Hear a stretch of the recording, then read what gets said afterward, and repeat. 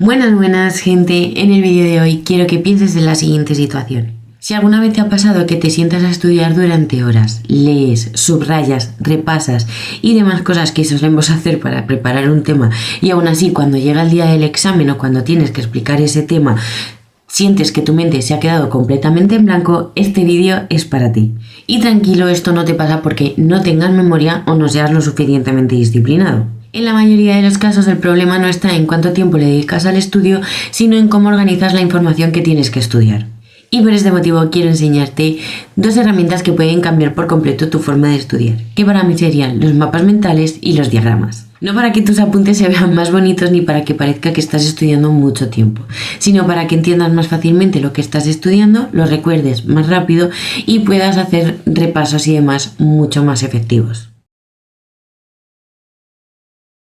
La forma en la que la mayoría de nosotros aprendimos a estudiar viene a ser más o menos la misma. Abrimos el libro, leemos el tema, subrayamos todo lo que creemos que es importante, que viene a ser una página entera porque no hemos entendido nada, luego lo resumimos o en una hoja o a ordenador, eso da un poco más igual, lo estudiamos y repetimos el proceso una y otra vez. El problema es que este proceso genera apuntes larguísimos llenos de texto y que cansan solo con mirarlos. Y aunque parezca que estamos haciendo mucho, en realidad estamos procesando muy poca información. El cerebro no aprende bien así, aprende mucho mejor si puede ver relaciones entre ideas, entiende qué es lo más importante y puede ver cómo se conecta todo. Cuando todo parece igual de importante y está escrito en bloques de texto enormes, el cerebro se satura y deja de retener información. Y aquí es donde entran los mapas mentales y los diagramas. Ambos son formas de organizar la información de manera visual y ambos nos ayudan a reducir la carga mental, pero cumplen funciones muy distintas. Y entender cuándo usar cada uno es lo que realmente marca la diferencia para estudiar de una manera eficiente. Vamos a empezar aquí con los mapas mentales. Un mapa mental es una forma de organizar la información de manera visual que parte de una idea central que se va ramificando hacia los lados. No sigue una estructura lineal que se lee como un texto de arriba hacia abajo y eso es lo que le hace una herramienta tan potente para el estudio. Nuestro cerebro no piensa en párrafos, sino que piensa en conexiones, imágenes, ideas, etc.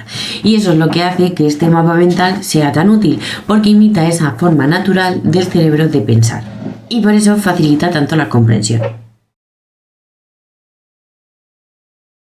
Los mapas mentales son especialmente útiles cuando empiezas un tema nuevo, porque te ayudan a ver como el panorama completo antes de entrar a mirar los detalles del tema.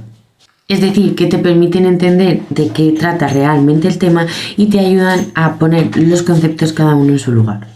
Son ideales para materias teóricas que tienen muchos conceptos que se relacionan entre sí y puedes liarte entre ellos. Es decir, que es fácil perderse entre esos conceptos.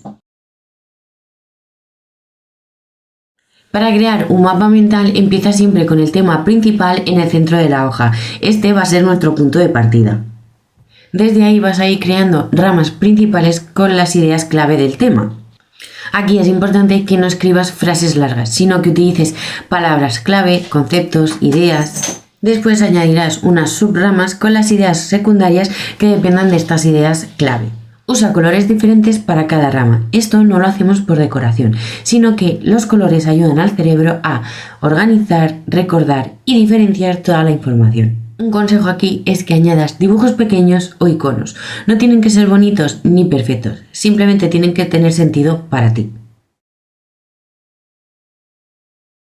Entramos aquí a los errores y uno de los errores más comunes que solemos cometer todo el mundo es hacer del mapa mental un resumen disfrazado.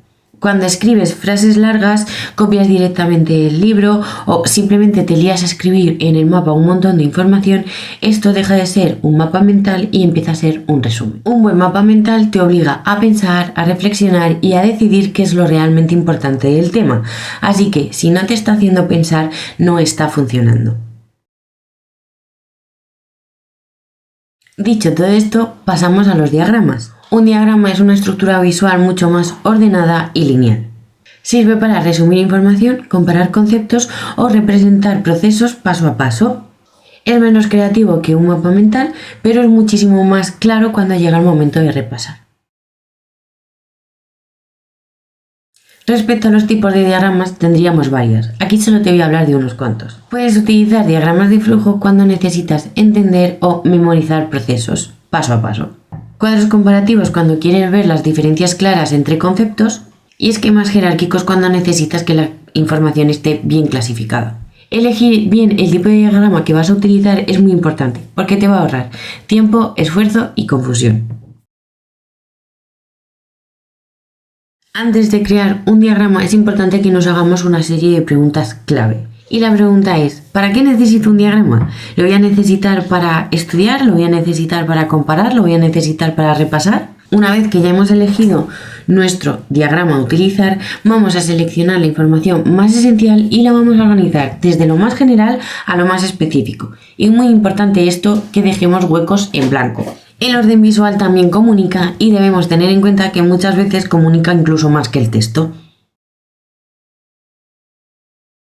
Y pasamos aquí a la clave de este vídeo, que es cómo estudiar mejor con estos dos métodos. Pues para mí es combinarlos. Yo primero utilizo el mapa para conectar ideas, entender el tema, comprenderlo y finalmente creo diagramas para memorizar, repasar y consolidar la información. Y de esta forma paso de la memorización superficial a la comprensión real.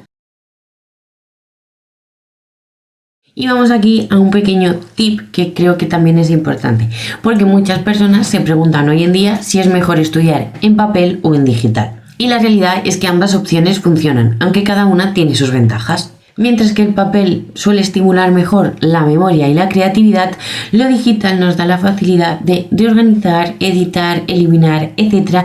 de una manera mucho más fácil.